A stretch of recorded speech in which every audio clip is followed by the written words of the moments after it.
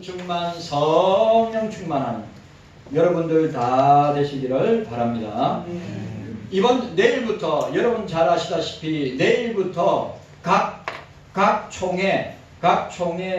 교단의 총회가 있습니다. 그리고 각 교단의 총회가 있는데 특별히 합동총회와 고신총회의 이슈는 두 가지입니다. 뭐냐면 하나는 손현보 목사가 구속당한 것이고 하나는 WEA를 찬성할 것이냐 반대할 것이냐. 그래 합동총회는 7노회가 WEA 반대를 해야 된다고 상정안을 올렸고요.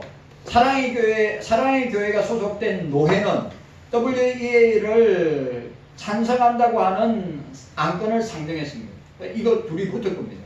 7대1이죠. 그래서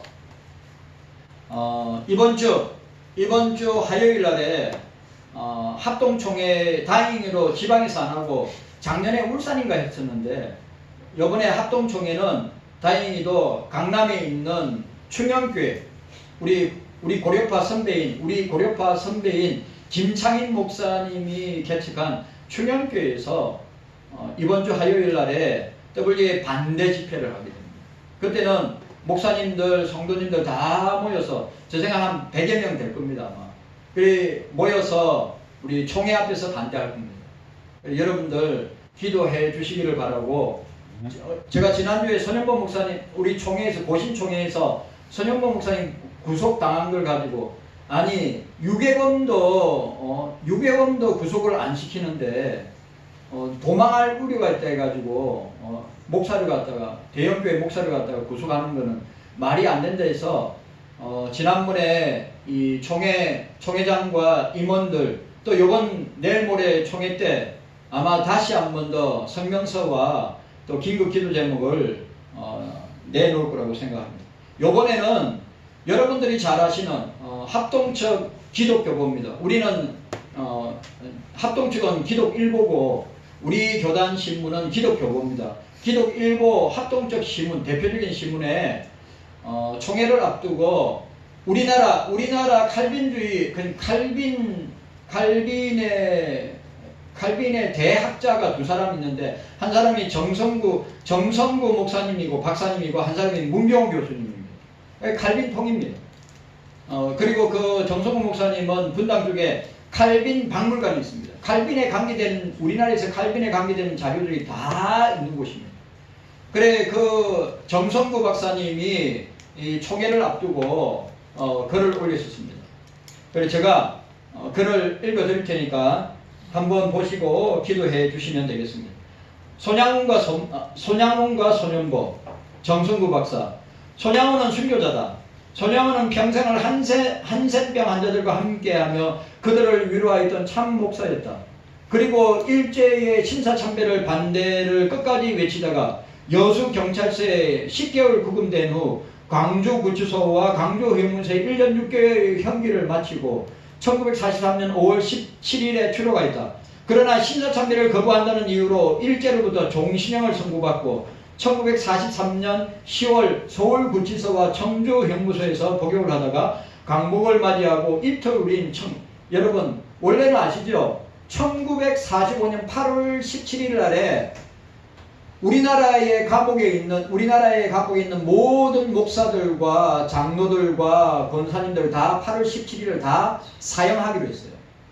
이거는 일본 사람, 이거는 공문으로 다 우리나라의 형무소에 다 공문으로 보내진 겁니다. 그런데 하나님의 기적적인 역사로 1945년 8월 17일 날 석방되었습니다. 하지만 1948년도 요순 반란 사건 때 공산당 청년의 손에 두 아들 동신이를 잃는 안재철입니다. 그리고 잃는 슬픔을 겪어야 했다. 그리고 손양훈은 두 아들을 저격했던 공산당 청년을 용서하고 그를 양자로 삼아 그 생명을 구했다. 그러나 그는 메가더 장군의 인천 상륙작전에 쫓기던 공산당의 총에 맞아 순교했다. 이 지구상에 예수의 생명의 복음을 전하다가 삼부자가 순교한 것은 세계 기독교 역사에 아무데도 없을 것이다. 이 놀라운 사건을 글로 남긴 안용준 목사님은 손양훈 목사를 향하여 사랑의 원자탄이라고 썼다. 맞죠? 그 손동희 권사님이 쓴 나의 아버지 손양원 목사 책이 있고 그 책도 제가 다 봤지만 이 안현종 목사님의 사랑의 원자탄 손양원 목사님 책도 두 분 다 여러분들이 꼭 읽어야 될 책들입니다. 그는 경남 성경학교, 이 경남 성경학교 고려성경학교입니다. 경남 성경학교에 입학하고 1925년 성경학원 졸업 때에 주기철 목사와 사귀게 됐습니다. 그리고 1938년도 평양신학교를 졸업하고 그의 여수 애야원 교회를 담임했다. 그는 당시 모두가 기피했던 한센병 환자들의 친구가 되었다. 손양원 목사는 일본의 신사참배 강요와 일제탄압의 정책에 정면으로 도전했다. 그는 연약한 사람이었지만 불꽃 같은 설교를 통해 밖으로는 일제에 항거하면서 죄를 지적하고 안으로는 가련한 한센병 환자들을 위로하였던 손양원 목사는 사랑의 사도였다. 1950년 6월 20일 유교 동란 중에 공산당이 남침해서 9월 13일 적도들에게 체포되어 온갖 고초를 당하고 공산당에게 체포된 지 보름 후에 공산당은 목사님을 수갑에 채워 질질 끌고 가다가 여수 사과밭에서 총살했다. 그렇게 손양원 목사님은 공산당의 손에 순교의 잔을 마셨다. 손양원 목사님의 장례식 때 당시 연합신문의 머릿기사는 주의 계시를 사수한 손양원 목사의 거룩한 순교라고 써 있었다. 당시 설교를 맡았던 남대문교회 김치선, 유명한 분입니다. 김치선 목사는 손양원 목사를 구약의 요셉으로 비유하면서 손양원 목사님의 순교로 말미암아 이 나라가 기독교 나라가 된 것이니 이는 손 목사님의 순교의 값은 참으로 큰 바가 있습니다. 사도 바울의 말씀대로 달려갈 길을 다 가도록 죽도록 해가가며 달려갑시다. 우리 한국 기독교는 손양원 목사님의 순교를 모범삼아 그와 같이 하늘에 소망을 둔 사람이 길을 이어 많이 나와질 것을 믿습니다. 이렇게 조사를 했습니다. 그리고 우리나라의 최고의 칼빈주의 보수신학의 최고의 신학자가 누굽니까? 박형영 박사입니다. 박형영 박사하고 누구죠? 박윤선 박사입니다. 박형영 박사가 다음과 같이 장례식에 추모사를 했습니다. 첫째, 손 목사님은 위대한 경건의 사람이었다. 둘째, 손 목사님은 위대한 전도자였다. 신사참배로 법관에게 지도받을 때 관리 공리들에게 전도할 좋은 기회로 삼아 기독교 국가관, 신관, 기독관, 성경관, 죄관, 말세관을 설명하기에 조서만 100페이지가 넘었다. 잡혀가지고 그 순사들 일본 고등경찰들 전도하는데 자기의 성경관부터 종말론까지 자기 신앙관을 설명할 때 100페이지나 되었다는 것입니다. 셋째, 손 목사님은 위대한 신앙의 용사였다. 하나님의 계명을 지키기 위해 6년의 옥고를 견디다 마침내 승리했다. 넷째, 손 목사님은 나한 자의 위대한 친구였다. 삼부자가 모두 나병한 자 교회 안에서 매장되었으니 세상에 나 한 자가 또 어디 있을까? 다섯 번째, 손 목사는 원수를 사랑한 위대한 사람이다. 여순반란 사건 중에 자기의 두 아들을 살해한 자를 사형 직전에 구했고 두 아들의 장례식 때 9가지 감사를 올렸다. 그 유명한 9가지 감사. 여섯 번째, 손양원 목사님은 의의 면류관을 쓰셨다 라고 박영용 박사님이 추모서를 했습니다. 손양원 목사는 대일본, 대공산당에 대한 그의 투쟁은 강단에서 설교를 통해 행해졌다. 그는 그 시대의 선지자로 거짓 정부를 항거하고 거짓 사상에 대해 작은 체구를 가지고 천문과 같은 소리와 죄와 불의를 책망했다. 손양원 목사의 설교는 오직 하나님의 은혜로, 하나님 중심의 설교로, 그리고 민족 구원의 설교였다. 그의 설교 중에 다음과 같은 대목이 있다. 여러분 잘 들어보시기 바랍니다. 조선의 기독자여, 우리 민족을 살리자. 정계에 나간 기독자들은 정치에 나간 사람들입니다. 정계에 나간 기독자들은 기독교를 이용만 하지 말고 하나님 앞에 진실한 정치를 하고, 교육에 나선 기독자들은 학생들에게 지식만 가르치지 말고 지식의 근본인 요하를 알려주고, 강공서에 수고하는 기독자들은 권세와 게으름만으로 부르지 말고 만인의 종이 되어 봉사하기를 그리스도께서 제자들의 발을 씻겼던 것처럼 봉사하기 바란다. 손양원 목사는 발을 굴리며, 손양원 목사는 설교할 때 이 발을 이렇게 발을 굴리며 민족 구원의 지름길이 무엇인지를 호소하였다. 제가 이 부분이 제일 가슴에 와닿아요. 송 목사님의 설교는 어떤 영역이든지 코람데오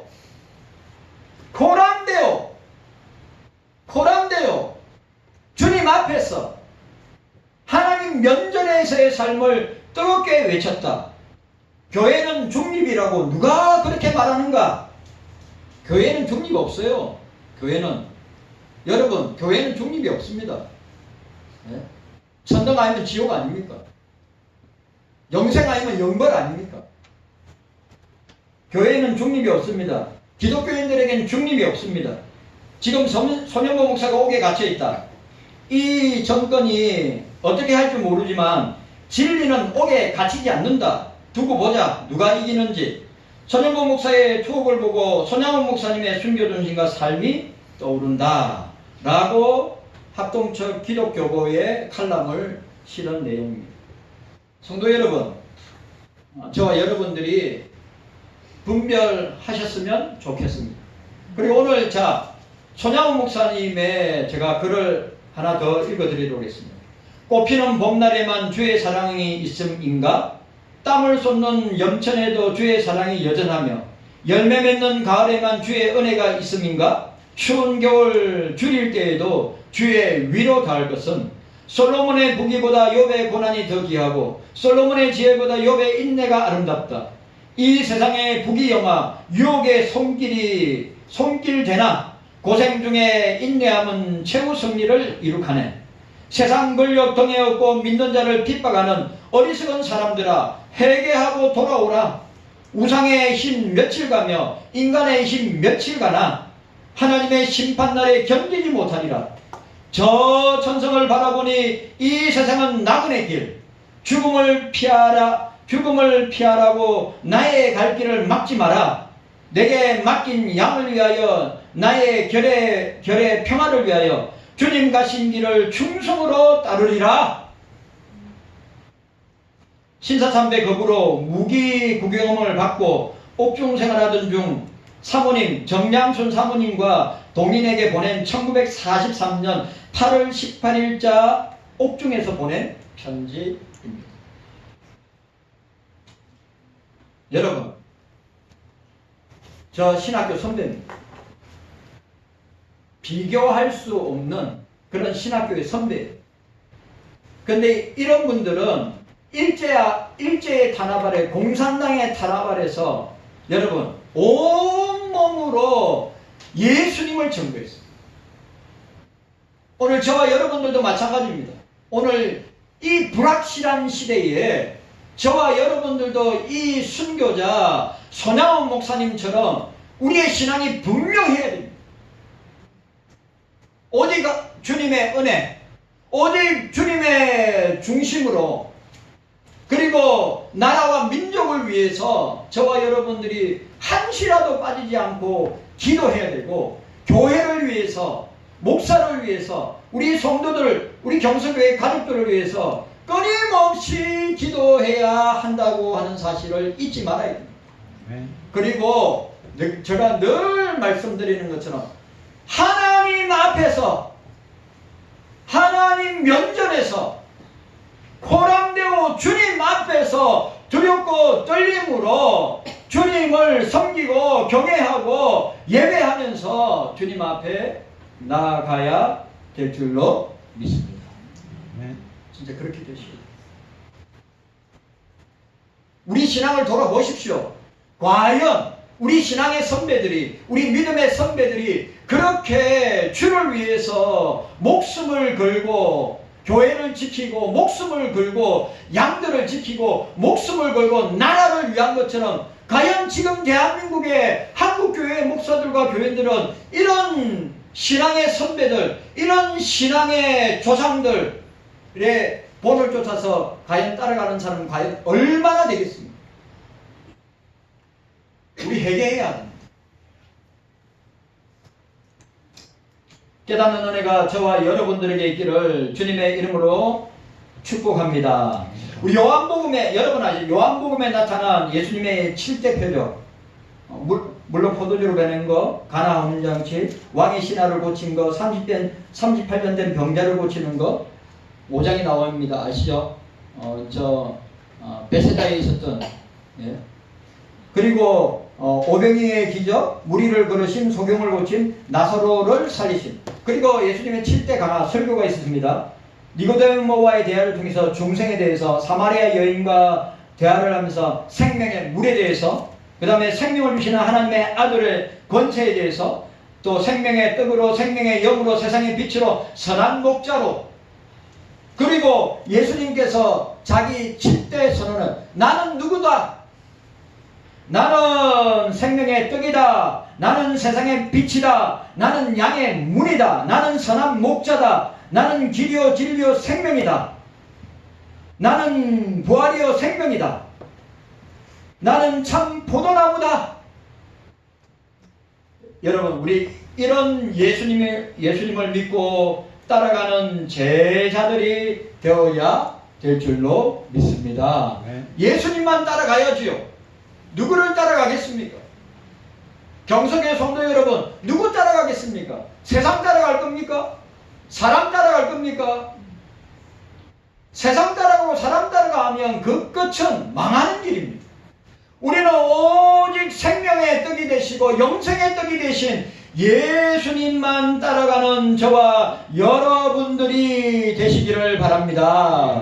자, 오늘 첫 번째로 우리가 생각할 것은 요한복음의 내용입니다. 요한복음 6장의 내용을 우리가 함께 생각해야 됩니다. 마지막 5장 마지막 부분에서 나타나는 모세를 믿었다면 또 나를 믿었으니 이는 그가 내게 대하여 기록하였습니다. 5장 46절에 예수님의 언급은 모세가 곧 예수님을 예시하는 역할을 하고 있음을 보여주고, 모세 오경에 메시아의 도래를 준비하는 역할을 누가 했습니까? 모세가 한 것을 우리가 보게 됩니다. 자, 5장 39절 함께 읽도록 하겠습니다. 5장 39절.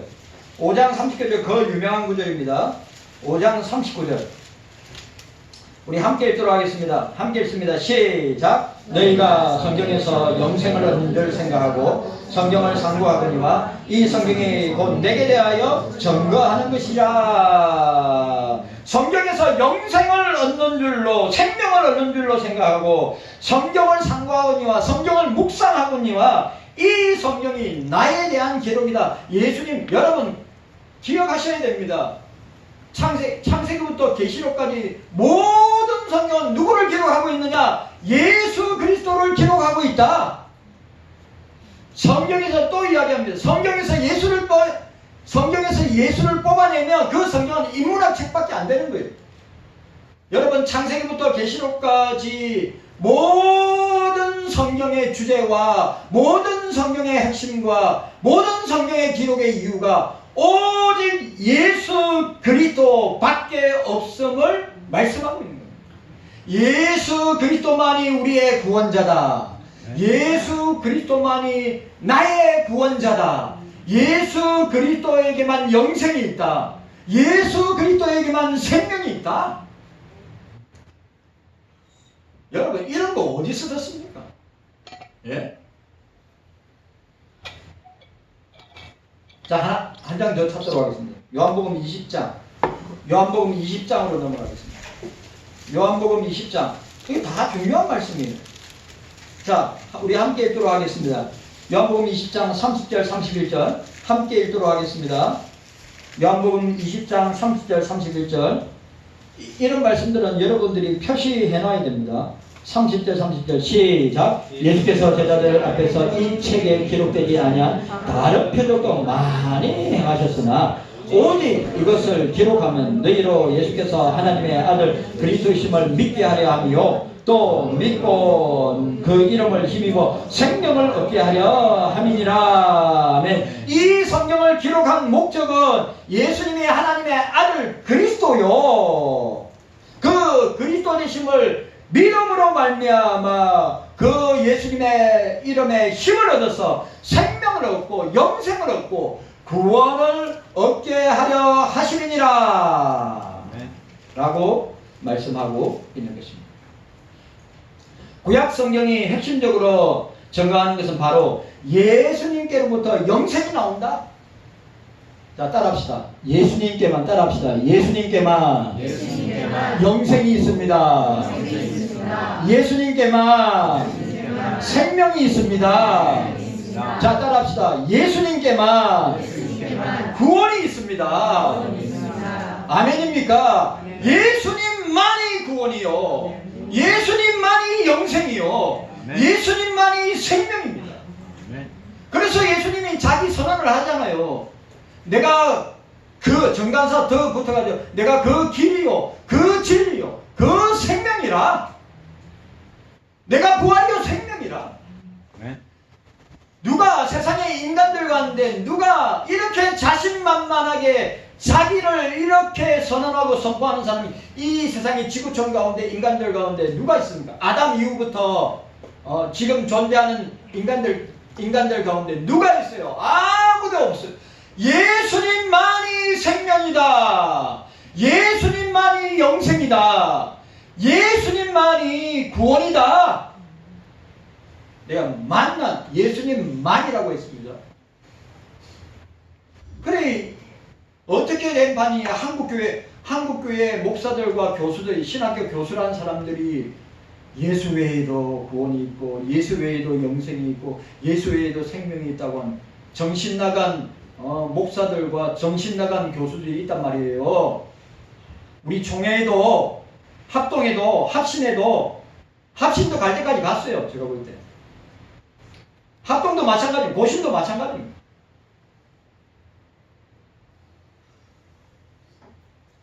분명해야 됩니다.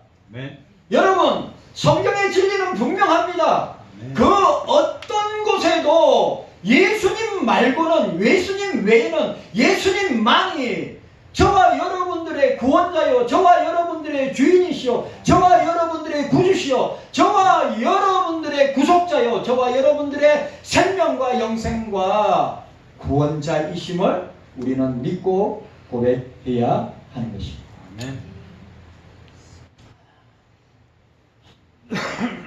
이러한 5장의 흐름과 관련하여 6장은 예수께로부터 영생이 기원하며 또한 예수가 생명의 떡이요 영생의 떡임을 보여주고 있습니다. 예수께서는 모세가 광야에서 이스라엘 백성들에게 만나를 먹인 것 같이 초자연적인 방법을 통하여 물고기와 보리떡을 먹이심으로 하나님의 아들과 하나님 되심을 계시하셨습니다. 그런데 오늘 중요한 거, 오병이의 기적은 단순히 배고픈 무리들, 배고픈 군중들, 배고픈 대중들에게 육적인 양식을 제공하는데 그 목적이 아니라, 목사를 보세요. 이제 목사를 보세요. 오늘 예수님께서 오병이어를 통하여 여러분들의 의식주를 해결하고 여러분들의 물질 문제를 해결하고 여러분들의 이 생활의 문제를 해결하기 위해서 예수님이 이 땅에 오신 것이 그 목적이 아니란 말이에요. 그런데 한국교회와 목사들은 교인들한테, 야, 예수님이 너희들에게 떡을 주기 위해서, 빵을 주기 위해서 오셨다. 예수님은 너희들의 의식주를 해결하기 위해서 오셨다. 예수님은 너희들의 행복을 위해서 오셨다. 이 한국교회 목사들이 성경을 호도하고 성경을 잘못 해석합니다. 오늘 보십시오. 오늘 예수님의 이적과 표적의 요한복음 6장에, 요한복음 5장에는 38년 된 병자를 치료하시는 것, 치료의 목적이 뭡니까? 예수님은 병을 치료하기 위해서 오셨다 라고 생각하시면 안 된다 이 말이에요. 6장에 오병이어의 이적을 행하신 것은 우리의 떡 문제, 우리의 생활의 문제, 우리의 물질의 문제, 우리의 의식주의 문제를 해결하기 위해서 예수님이 이 땅에 오셨다. 여러분 잘못 보고 있고 잘못 해석하는 거예요. 예수님은 우리에게 생명을 주시기 위하여 오셨다. 아멘. 예수님은 우리에게 영생을 주시기 위하여 오셨다. 아멘. 예수님은 우리의 구원을 위하여 오셨다. 아멘. 그런데 이 한국교회 목사들이 또 한국교회 신학자들이 이렇게 가르친단 말이에요. 예수 믿으면 행복하다. 예수 믿으면 잘 먹고 잘 산다. 예수 믿으면 만사형통하다. 예수 믿으면 뭐든지 잘 된다. 오늘 보세요. 손양훈 목사님이 그렇게 예수 잘 믿었는데, 손양훈 목사님이 그렇게 예수 잘 믿었는데 호의호식 하면서 분을 누리고 그렇게 살다가 가셨습니까? 여러분, 일제 신사, 여러분 유명한 38회 총회 때 총한이냐 홍택기 김길창 그 목사의 자손들은 자자손손 부를 누리고 자자손손 잘 먹고 잘 사다가 갔습니다. 그래, 1946년도 6월 남부총회 때 그 홍택기 김길창이 나는 교회를 지켰다. 나는 양들을 지켰다. 그래서 신사참배했다. 그게 뭐 자랑이라고? 손양훈 목사님, 주기철 목사님, 여기 우리 고려파를 세운 이 추록성도들, 12명의 추록성도들, 부귀영화를 누렸습니까? 온갖 강언이설과 온갖 욕을 들으면서 니만 교회 지키냐, 니만 양들을 지키냐, 니만 예수 잘 믿냐.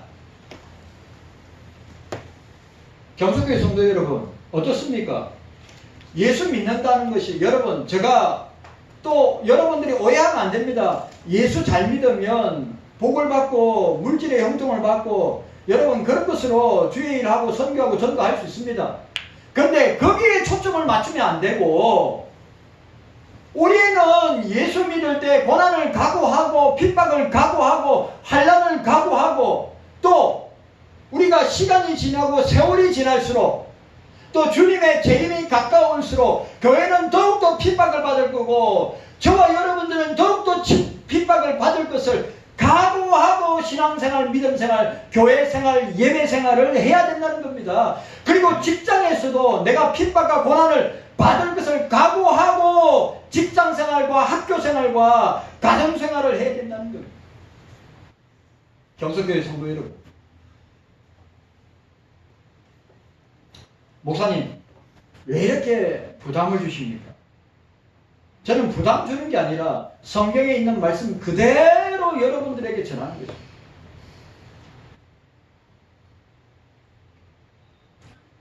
우리가 기억해야 됩니다.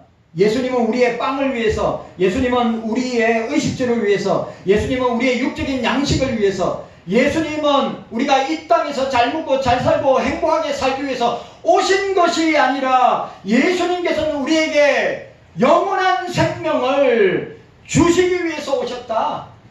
아멘. 예수님은 우리에게 생명을 주시기 위해서, 영생을 주시기 위해서 오셨다.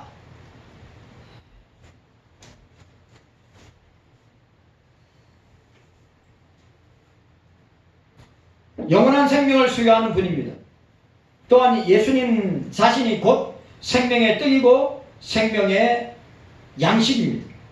영생의 떡이고 영생의 양식 되심을 계시하고 있는 것입니다. 그렇기 때문에 그리스도를 통하여서, 예수 그리스도를 통하여서 제공된 음식을 먹은 무리들이, 그리고 성경을 통하여서 이 말씀을 받는 경서인들은 이 표적을 통하여서 물질적인 것 이면 뒤에 영적인 것이 있음을 깨달아야 됩니다.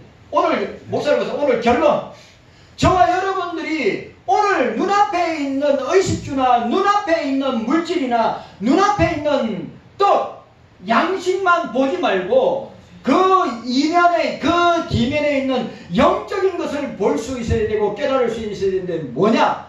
우리의 영원한 영의 양식, 우리의 영원한 생명의 양식,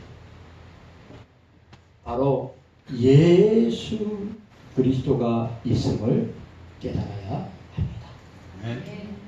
경서교회 성도 여러분들, 참말입니다.